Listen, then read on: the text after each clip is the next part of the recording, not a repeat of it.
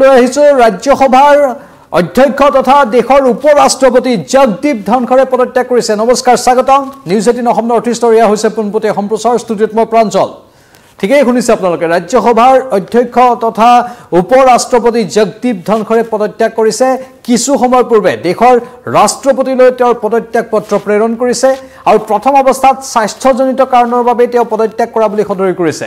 মন কৰিবলগীয়া বিষয়টো হৈছে যে 2027 চনলৈকে তেওঁৰ কাৰ্যক্ৰমণিকা আছিল আৰু সেই কাৰ্যক্ৰমণিকা আধাতে মানে 2 বছৰ আগতেই তেওঁ এৰি এতিয়া পদত্যাগ পত্ৰ দিছে স্বাস্থ্যজনিত কাৰণৰ দোহাই দি।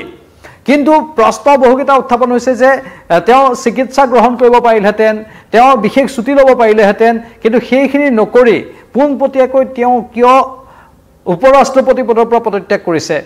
অৱশ্যে উপৰাষ্ট্ৰপতি পদৰ পৰা জগদীপ ধনখৰে পদত্যাগ কৰিলেও 60 দিনৰ ভিতৰত পুনৰ নিৰ্বাচন অনুষ্ঠিত কৰিব লাগিব আৰু নিয়মমতে, আৰু তাৰ পাছত নতুন উপৰাষ্ট্ৰপতি নিযুক্তি দিব লাগিব। কিন্তু এইকেইদিন যি সংসদৰ কাৰ্যক্ৰমণিকা যিহেতু চলি আছে, ৰাজ্যসভাৰ কাম কাজ অধিৱেশন চলি আছে, আজিৰ পৰা আৰম্ভ হৈছে অধিৱেশন। আজি দিনৰ ভাগত আমি দেখিবলৈ পাইছিলোঁ জগদীপ ধনখৰে ৰাজ্যসভাৰ কাৰ্যসূচীত অধ্যক্ষ হিচাপে দায়িত্ব পালন কৰিছিল আৰু তেওঁ কেইবাজনো নতুন সাংসদে শপত গ্ৰহণ কৰাৰ সময়ত তেওঁলোকক অভিনন্দন জ্ঞাপন কৰিছিল আৰু সেই সময়তে আপৰ নেতা অৰবিন্দ কেজৰিৱালে আজি জগদীপ ধনখৰক সাক্ষাতো কৰিছিল। আৰু হঠাৎ জগদীপ ধনখৰে কিয় পদত্যাগ কৰিলে? যদিও তেওঁ স্বাস্থ্যজনিত কাৰণৰ কথা কৈছে, আমি পুনৰ কওঁ স্বাস্থ্যজনিত এনে কিবা কাৰণত বহু আমি পূৰ্বতেও দেখিবলৈ পাইছিলোঁ এনেধৰণৰ বিশেষ সাংবিধানিক পদত থকা ব্যক্তিসকলে চিকিৎসা চলাইও থাকে, কিন্তু হঠাতে পদত্যাগ কৰি নিদিয়ে। তেওঁ ছুটি লয় হয়তো নিৰ্দিষ্ট দিনৰ বাবে, কিন্তু সেই নিৰ্দিষ্ট অতি পদ মৰ্যাদা থকা অতি গুৰুত্বপূৰ্ণ পদবীৰ পৰা হঠাৎ তেওঁলোকে পদত্যাগ নকৰে। কিন্তু জগদীপ ধনখৰে আজি হঠাৎ পদত্যাগ কৰিছে। কিছু সময় পূৰ্বে দেশৰ ৰাষ্ট্ৰপতিলৈ পদত্যাগ পত্ৰ প্ৰেৰণ কৰিছে। আমাৰ হাতলৈ যিটো খবৰ আহিছে, পূৰ্বে পশ্চিমবংগৰ ৰাজ্যপাল হিচাপে আছিল এইগৰাকী জগদীপ ধনখৰ। পদত্যাগৰ 60 দিনৰ ভিতৰত যিহেতু উপৰাষ্ট্ৰপতিৰ খালী পদ পূৰণ কৰিব লাগিব, আনুষ্ঠানিক নিৰ্বাচন অনুষ্ঠিত কৰিব লাগিব, এতিয়াৰে পৰা নিৰ্বাচন নোহোৱালৈকে ৰাজ্যসভাৰ উপ অধ্যক্ষই উচ্চ সদনৰ অৰ্থাৎ ৰাজ্যসভাৰ ভাৰপ্ৰাপ্ত অধ্যক্ষ হিচাপে দায়িত্ব পালন কৰিব।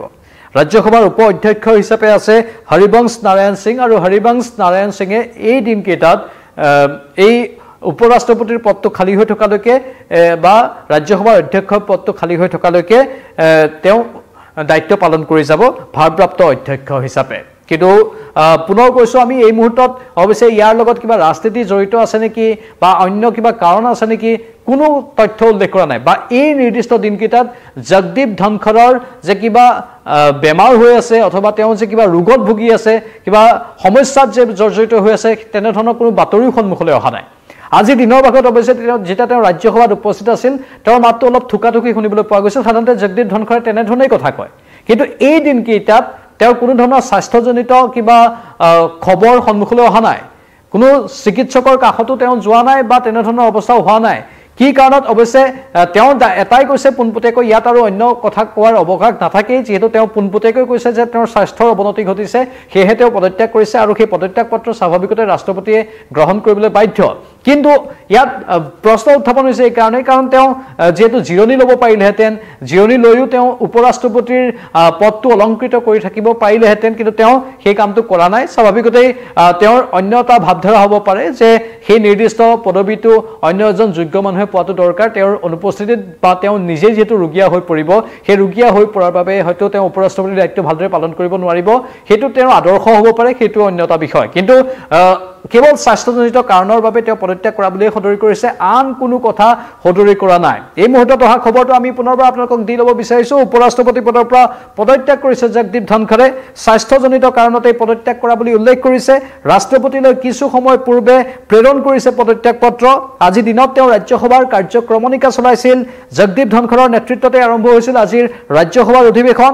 2027 চনলৈকে কাৰ্যকাল আছিল জগদীপ ধনখৰৰ। পূৰ্বে পশ্চিমবংগৰ ৰাজ্যপাল হিচাপে তেওঁ দায়িত্ব পালন কৰিছিল আৰু অৱশ্যে যিটো আমি কৈছোঁ, পুনৰ কওঁ যে পদত্যাগৰ 60 দিনৰ ভিতৰত উপৰাষ্ট্ৰপতিৰ খালী পদ পূৰণৰ বাবে আনুষ্ঠানিক নিৰ্বাচন অনুষ্ঠিত কৰিব লাগিব। এতিয়াৰে পৰা অৱশ্যে নিৰ্বাচন নোহোৱালৈকে ৰাজ্যসভাৰ উপ অধ্যক্ষই উচ্চ সদনৰ ভাৰপ্ৰাপ্ত অধ্যক্ষ হিচাপে দায়িত্ব পালন কৰিব আৰু ৰাজ্যসভাৰ উপ অধ্যক্ষ হিচাপে আছে হৰিবংশ নাৰায়ণ সিং। এইটো আছিলে এই মুহূৰ্তৰ খবৰ বিগ ব্ৰেকিং নিউজ সেইবাবে আমি আপোনালোকৰ বাবে তাৎক্ষণিকভাৱে এই খবৰটো আনিলোঁ আপোনালোকৰ মতামত আমাৰ কমেণ্ট বক্সত জনাব পাৰিব বিদায় লৈছোঁ নমস্কাৰ